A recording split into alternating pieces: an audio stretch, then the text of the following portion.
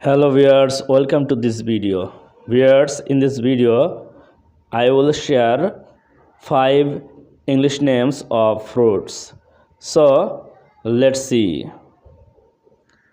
Number 1, pomegranate.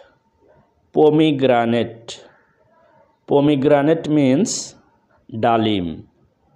Pomegranate means dalim.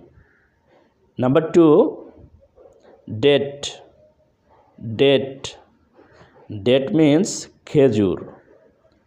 Date means khejur. Number 3, custard apple. Custard apple. Custard apple means ata. Custard apple means ata phal. Number 4, dragon fruit. Dragon fruit. Dragon fruit means dragon phal.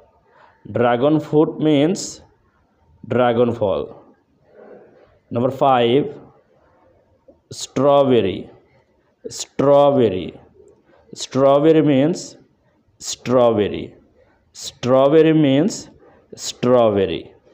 Okay viewers, keep learning and memorizing these names and waiting for the next video. In the next video I will share more something special. So till then, stay well and stay with me. Bye.